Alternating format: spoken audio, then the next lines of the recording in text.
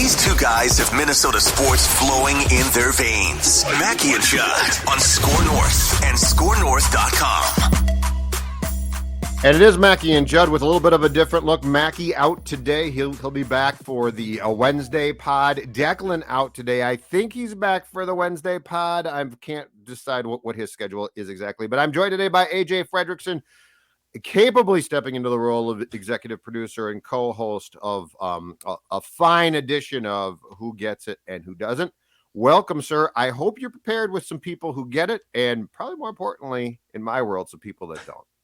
Yeah, I did a little scouring last night after I got your email, and I found a couple of each. I'm excited to get into one. It kind of got thrown off the railroad tracks after I learned a little news after thinking of it, but I think it'll be a fun talk. Absolutely perfect. All right, I will start with Who Gets It, and I am going to say that Who Gets It are all of these athletes who have dabbled in professional sports, have had potentially cups of coffee before, but are now getting jobs because teams in different leagues, this is true of football for sure, this is true of the NBA, because teams in different leagues are desperate to add players who are not positive for COVID. And I speak in particular of one who spent last night tearing it up at Target Center in the Wolves' surprising win with 0 starters playing against the Boston Celtics.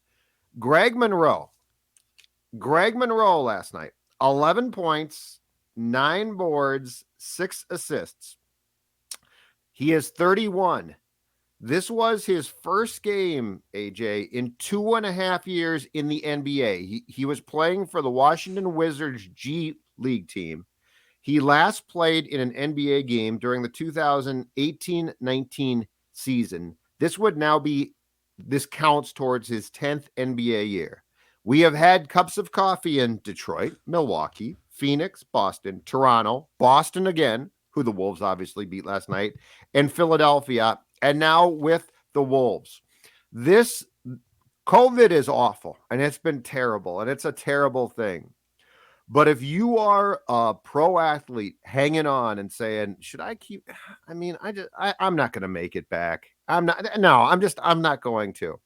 This has given the Greg Monroes a chance of the world, AJ, to make it back.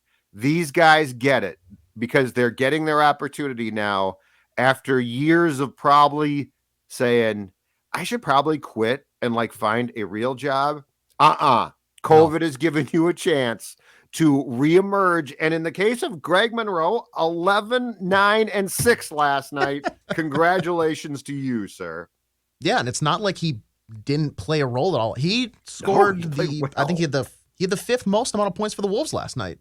He had more points than Jake Layman, Chris Silva, Jordan McLaughlin, and Josh Okogie.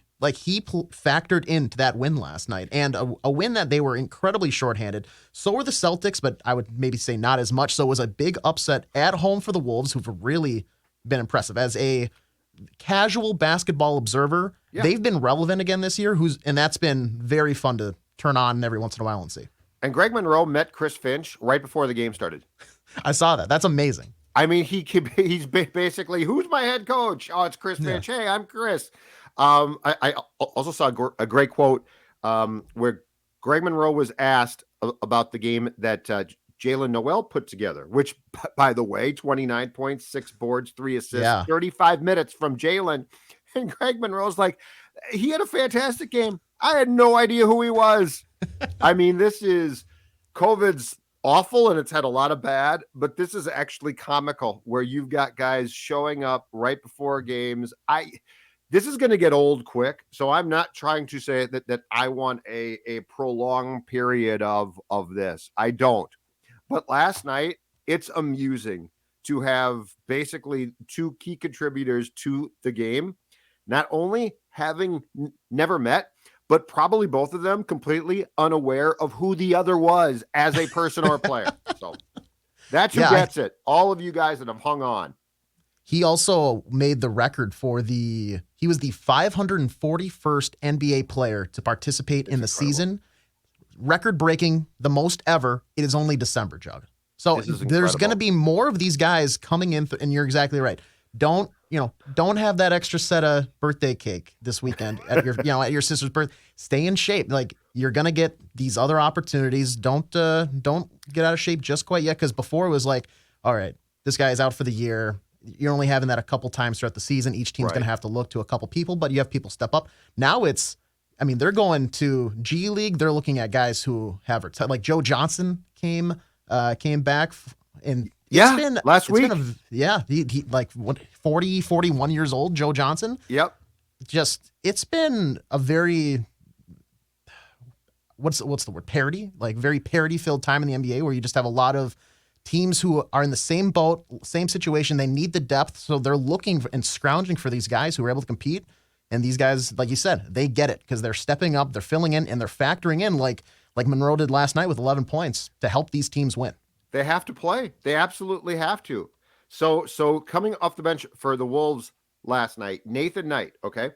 Mm-hmm. Going into last night, and he was signed, he spent, I believe, his first season last year during the pandemic year with the Hawks.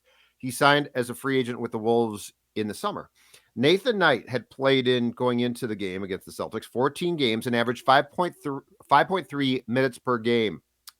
Last night, AJ, 20 points, 11 boards, 4 assists, 29 minutes.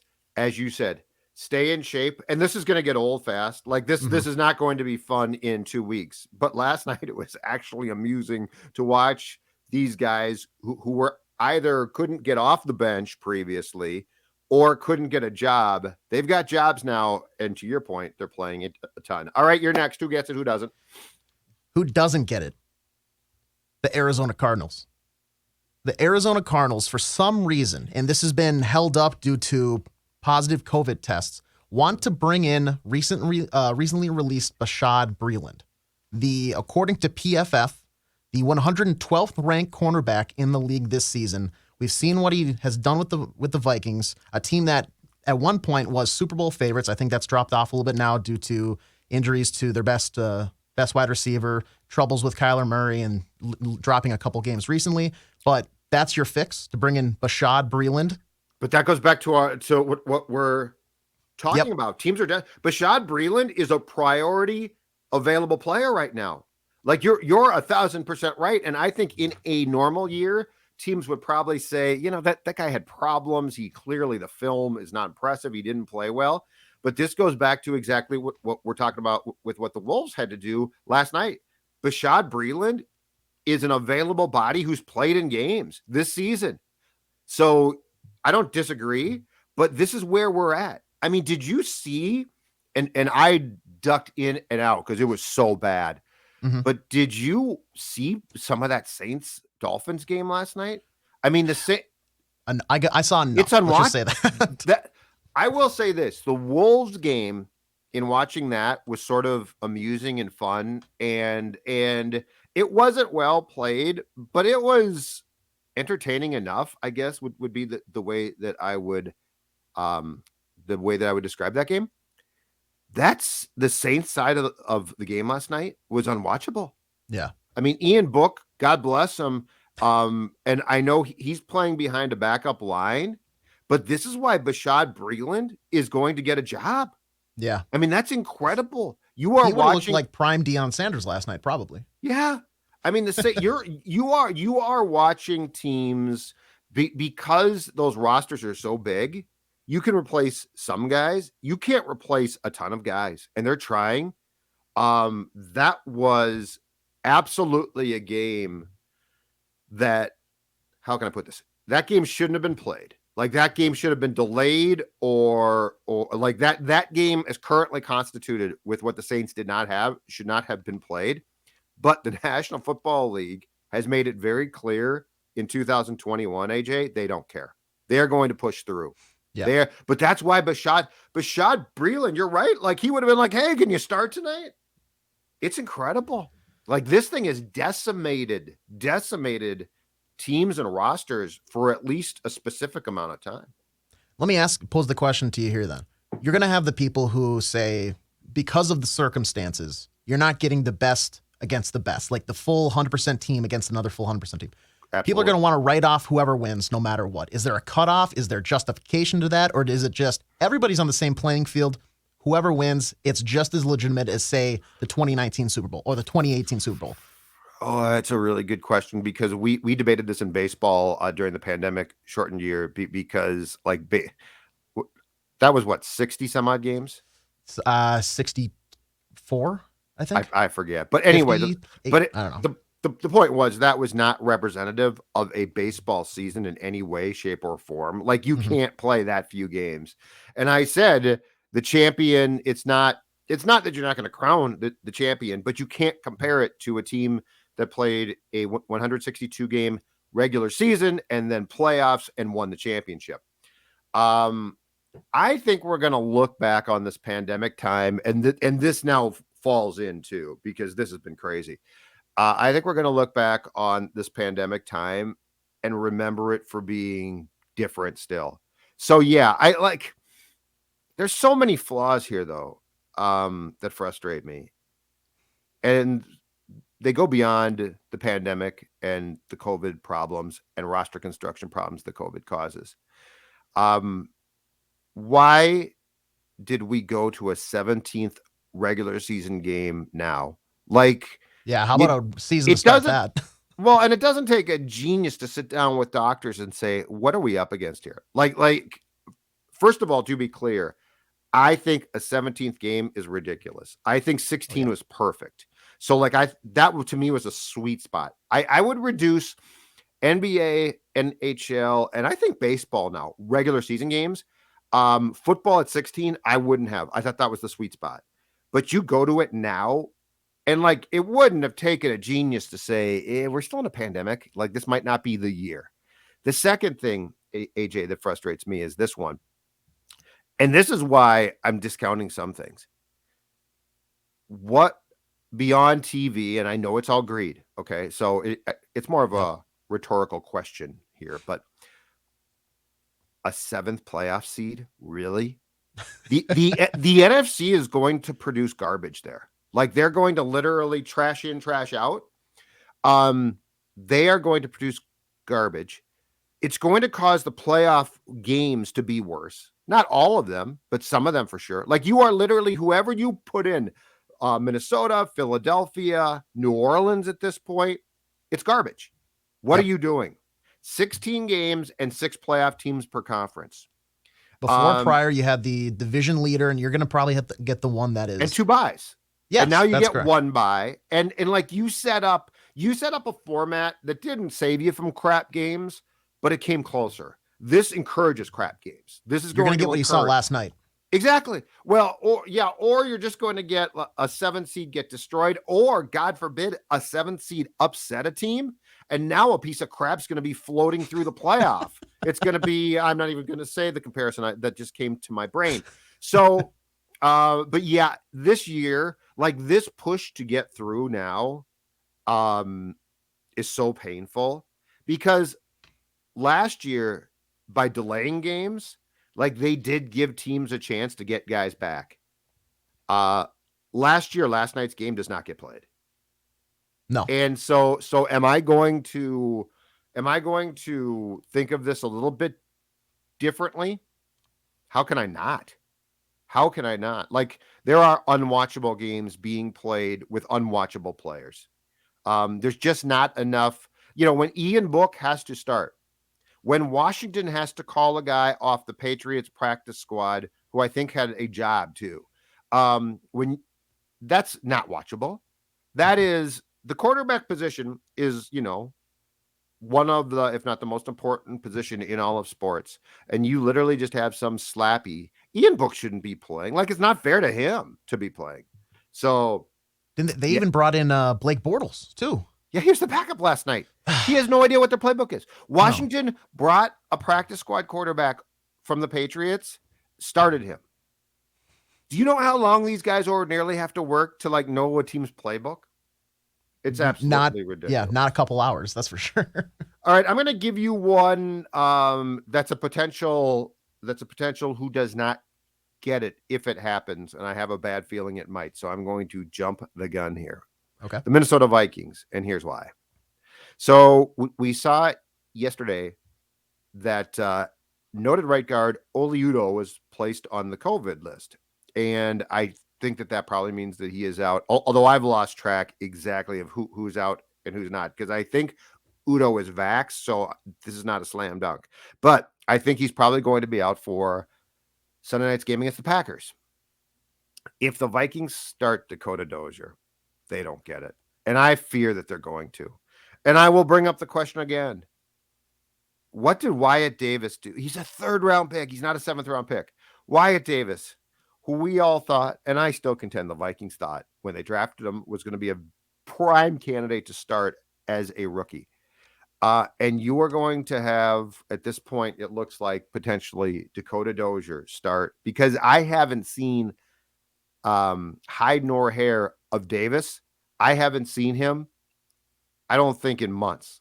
I guess he's out there a couple times, but the point being is the Minnesota Vikings, if you are starting Dakota Dozier in, again, a game that still holds importance, this is just, and I know it's into your depth, and I know that guys are hurt, and I understand all that, but do we really need to go down this path again?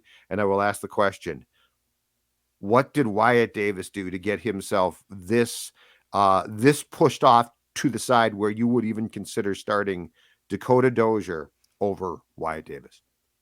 Whose dog did he actually accidentally run over in the parking lot? Like, what is going on here? We've, as a fan, as somebody who watches from home, we've seen it enough.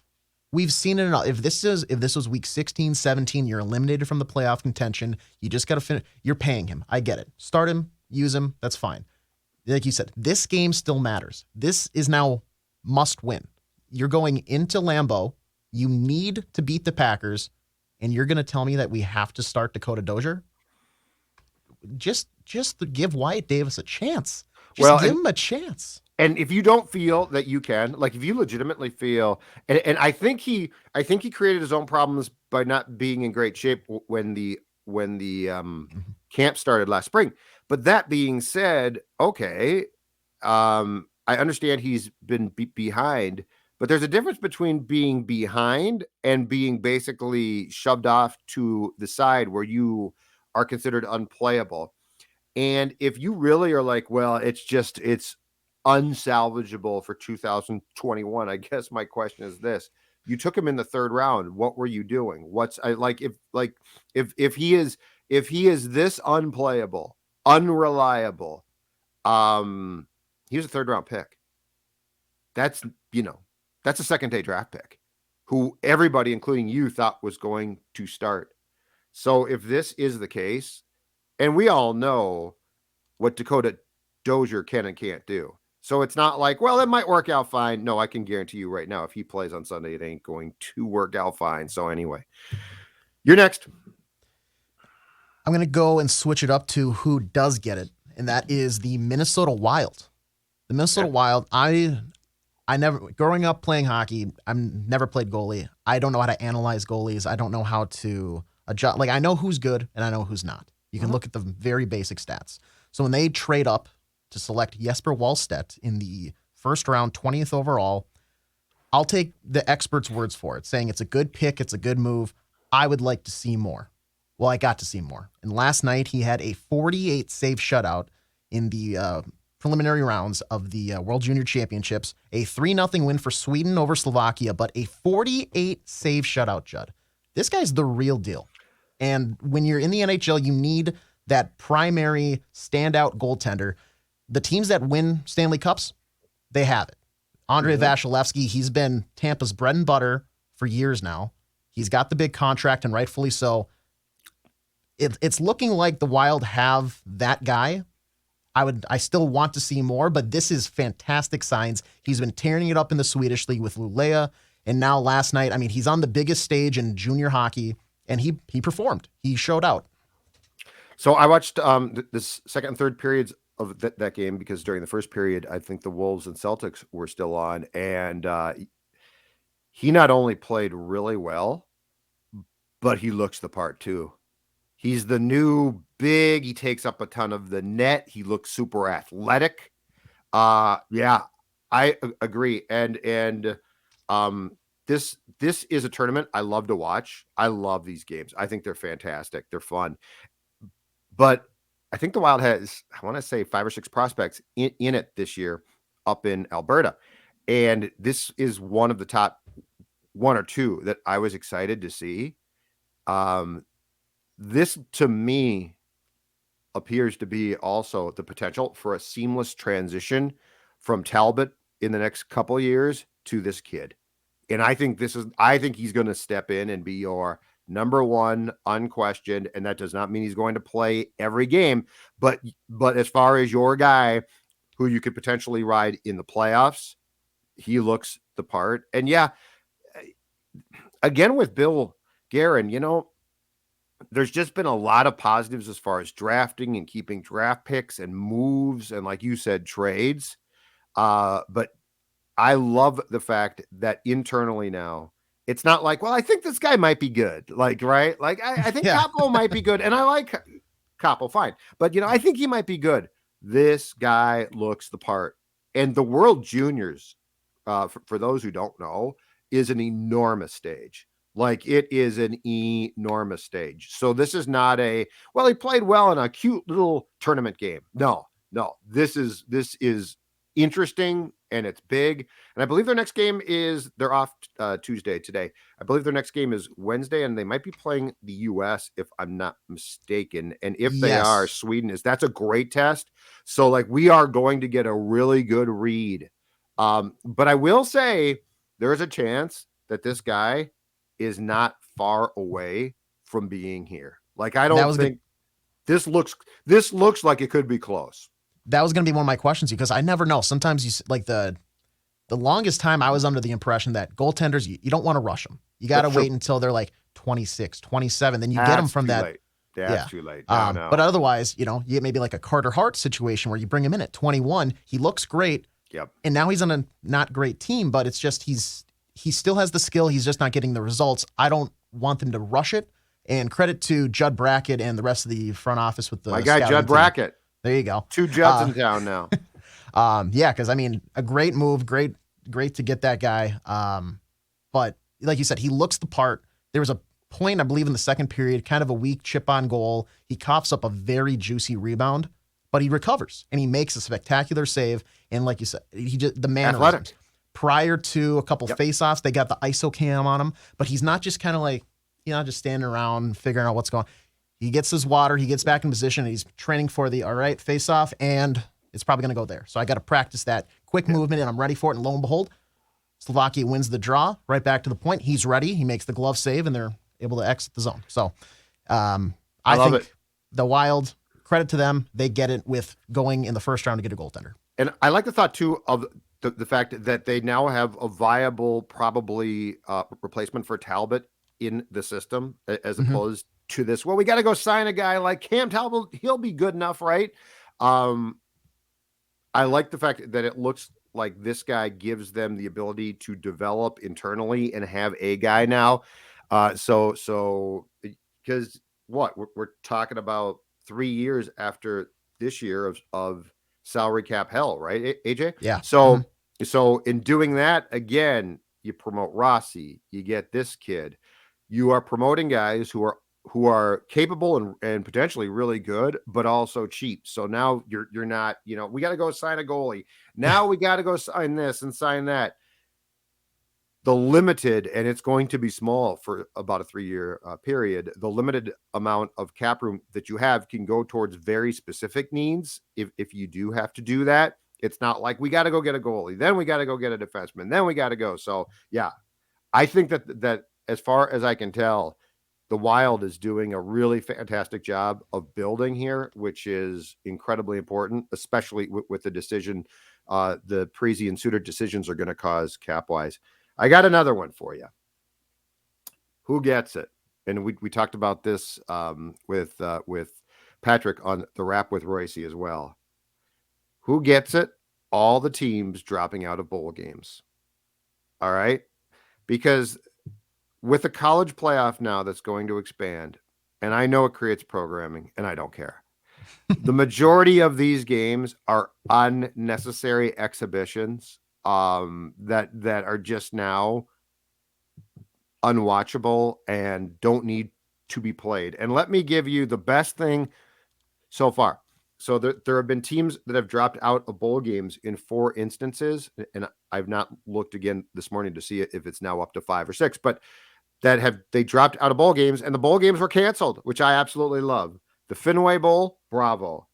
The Arizona Bowl, Hawaii Bowl, Military Bowl, all had teams drop out, didn't look for replacements, or if they did, couldn't find them, and these bowl games were all canceled. You know, my idea, if you had to cancel your bowl game because of COVID, don't bring it back. The Fenway Bowl was supposed to get off to its rip-roaring start, AJ, last year and got shut down completely like most bowl games did because of the pandemic. It hasn't been played yet. There's no reason to start it. We don't need a bowl game in Fenway Park. We don't need a bowl game in any cute little baseball stadium. You know, there's the Pinstripe Bowl, Yankee Stadium, and that's been played for probably 10, 15 years now. We don't need that, okay? So anyway, who gets it? All of the teams that are making it very clear that because of COVID or because of injuries or just because they decided to bail, this is who gets it. Less bowls. We're going to have more teams because the playoff is going to expand. That's great. That's fine. Devote bowls to that. But these just random exhibition games, I think that we can get rid of them. And maybe you can educate me on it. Growing up, hockey household, didn't really get into college football as early, I would say, as other people. Going to college, St. Cloud State, not the biggest football program, so much so they don't have it anymore. You and Declan, we must recruit from St. Cloud State. Go Huskies. Go Huskies, Declan says, yeah. But I get college basketball. March Madness is amazing. College football is fun. I don't understand the need for all of these bowl games. What's the appeal of watching 2 500 teams duke it out in Tucson, Arizona? And maybe a diehard college football fan can explain it to me, and I'm genuinely asking, but what is the point?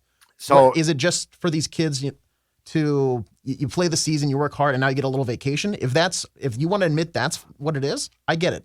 But there's no entertainment value there. When I go to get a haircut and I'm at Sports Clips, they have some mediocre bowl game on. What's the point? Like, that's all that is. That's haircut football. So you're too young, but the problem is this, and the question's a very valid one. During my youth, the AP polls and coaches polls used to decide the champion. So like it would be, and it makes no sense, but essentially the champion would be crowned, and hopefully the AP poll, which was journalists, and the coaches poll, which was coaches, would have the same champion, and they would crown said champion. But there wasn't a national championship game per se. There were fewer bowls, but like all the bowls were fun because it's like, okay, first of all, there were good teams. Second of all, because it was done through a process of voting that didn't set up playoff games, it allowed for, okay, I'm curious to see the Sugar Bowl. Now I'm curious to see this and that. Okay. So that was then. The problem is we now have a championship playoff, which is great, which they should have had long ago. We also had, because of cable and satellite and now streaming, we also we had bowl games added upon bowl games for programming because, as we record this, in fact, it is almost 11 Central right now. They're going to kick off at 11 right now, basically. One of 5 bowl games today. It's for programming. It's stupid. It's absolutely stupid. And so the original purpose is not served. And I'm sorry, but I think having bad teams participate in bowl games for the sake of Joe football fan might watch is just a waste of time. And I get it. They sell ads. I understand that.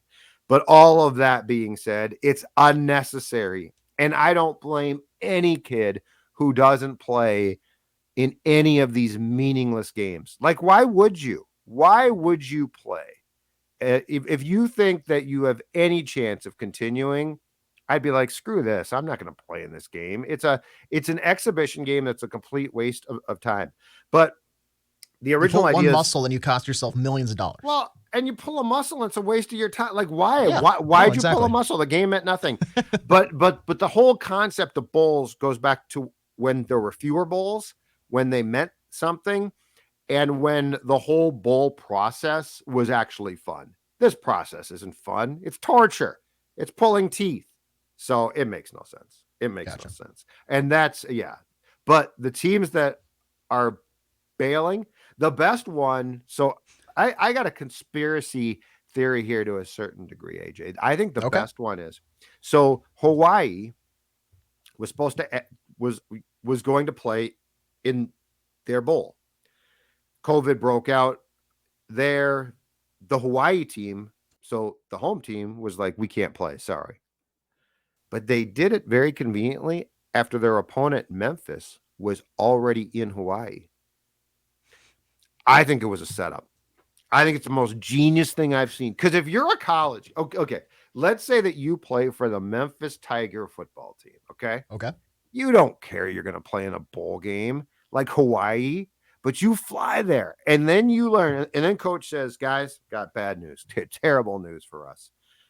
The Memphis Tigers are going to be unable to play. But instead of being in Memphis, we're stuck in Hawaii for a few days. Are you not the happiest kid on the face of the earth? That's the best Christmas present ever. Exactly. That's better than playing the game. I don't think the game was ever going to be played. According to Patrick, the game was added, so it was like a fake game to begin with, which lots of bowls are fake games. But you're in Memphis, like you're going to school in Memphis. I mean, that would be, imagine if you were a Golden Gopher and you flew to Hawaii and PJ Fleck came and said, guys, got some terrible news. You guys are going to be unable to play because the ball game has been canceled, but we're here. I'd be the happiest human being ever. Are the tickets booked? Are the hotels reserved? No, you're there. They were there. But let's wait to cancel it until we get on the plane and we touch ground, and then by all means, press the panic button, cancel it, throw it off. We want our mini couple-day vacation. Absolutely. It's yes. That's and it's not a vacation like to I'm using that very deliberate. Yeah. You're on the island. You're on the island. You're young. You're vibrant. You're on the island. I don't think you're that afraid of COVID because you're young and vibrant, and hopefully you're vaccinated and maybe you're boosted. Anyway, fine work, sir. We'll be back tomorrow. Mackey and Judd, Phil back in tow, Declan as well. And we, of course, will have traditional write that down. As we near the end, Declan has, I don't know how I blew it, but I blew my entire lead. So Declan leads. And more will certainly come off the board on Wednesdays. Mackey and Judd, write that down. Until then, have a great one.